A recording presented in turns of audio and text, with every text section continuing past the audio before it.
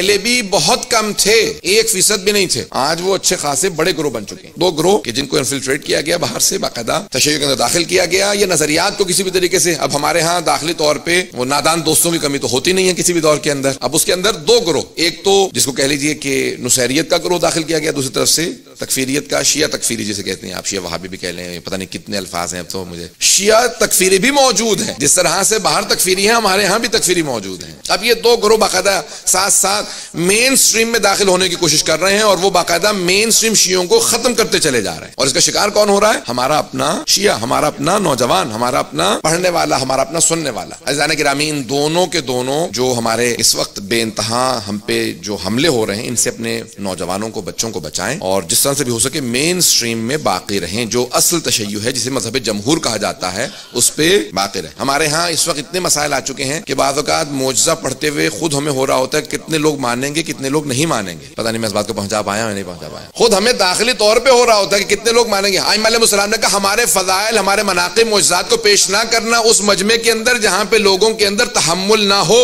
بجائے اس کے کہ یہ گناہگار ہوں رد کر دیں، انسان نہ بتائے۔ یہ ہمارے ہاں آ چکی ہیں چیزیں۔ عزیزان گرامی، اسی طرح سے جس طرح سے یہ بہرحال ایک تکفیری ایک ایلیمنٹ ہے جو ہمارے ہاں بہت سٹرونگ ہو چکا ہے، اسی طرح سے نصیرت کا ایک ایلیمنٹ سٹرونگ ہو چکا ہے۔ دونوں ایلیمنٹس بہت سٹرونگ ہیں۔ سنیں گے؟ مجھے خاموشی سے کوئی گھبراہٹ نہیں ہوتی ہے، میں بس یہ ہوتا ہے کہ بات پہنچ رہے اور سے سنیں گے۔ سب سے میری درخواست ہے کہ اس تجزیے کو سن لیجیے۔ عزیزان گرامی، اب ہمارے داخلی طور پہ ایک ایسا ایلیمنٹ بھی آ چکا ہے۔ ایک صاحب نے تقریر کی، کہا کہ بھئی 15 خدا ہیں، 15 رب ہیں، اور مجمع اس پہ بھی نعرے لگا رہا تھا 15 خدا ہیں، 15 رب ہیں، ایک اللہ ہے، 14 معصوم ہیں، یہ بھی رب ہیں، جب یہ 14 مل جاتے ہیں تو اللہ بن جاتا ہے، جب الگ ہوتے ہیں تو پھر یہ 14 معصوم بنتے ہیں۔ دوسرے نے کہا کہ یہ بے وقوف آدمی تھا، اس نے بالکل غلط تقریر کی ہے، 15 ہیں ہی نہیں، ہیں ہی 14 صرف، یہی 14 مل کے خدا بن جاتے ہیں، اور جب 14 اللہ پھیلتا ہے تو پھر یہ 14 بن جاتے ہیں۔ ہمارے ہاں اس وقت تقریباً یہ عالم ہو چکا ہے کہ خود ائمہ علیہ السلام ایسے افراد کو قبول نہیں کریں۔ اسی طرح سے تکفیریت کی جو ائمہ علیہ السلام کے قطعاً کسی بھی طرح کے معجزات سننے کے لیے تیار نہیں ہے، مسلمات کو پیش کر دیجئے، آیات سے معجزات کو پیش کر دیں، علم کو پیش کر دیں، تو بہت سے سننے والے شیعہ مجمع کے اندر رد کر دیتے ہیں، ہمیں قبول نہیں ہے، معجزہ کوئی نہ پڑھے۔ یہ 2 اس وقت ایلیمنٹ اتنے سٹرونگ ہو چکے ہیں، اتنے قوی ہو گئے شیعوں کے درمیان میں کہ آج ہمیں تعجب ہو رہا ہے کہ انسان کیا پڑھے خود شیعوں کے درمیان میں اور کیا نہ پڑھے، پتہ نہیں توجہ ہے یا نہیں۔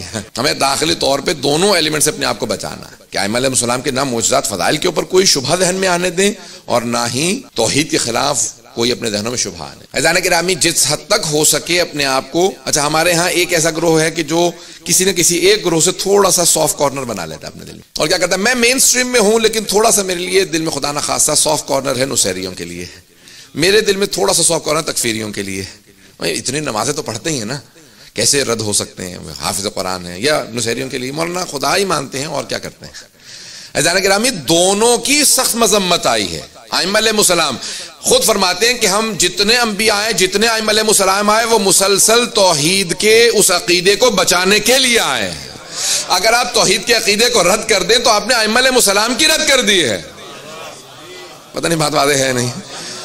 تو یہ ایک سافٹ کارنر کیسے آ سکتا ہے دلوں کے اندر، نرم گوشہ آ جانا کہ ہمارے دل میں ایک نرم گوشہ ہے فلاں عقیدے کے لیے؟ نہیں، مسلمات کے خلاف کوئی بھی کیسی بھی بات کرے، ہمارے لیے ہمارے دلوں میں کوئی سافٹ کارنر نہیں ہونا چاہیے۔ جس طرح سے ہمارے لیے توحید کا عقیدہ مسلم ہے، اسی طرح سے عدل کا عقیدہ مسلم ہے، اسی طرح سے نبوت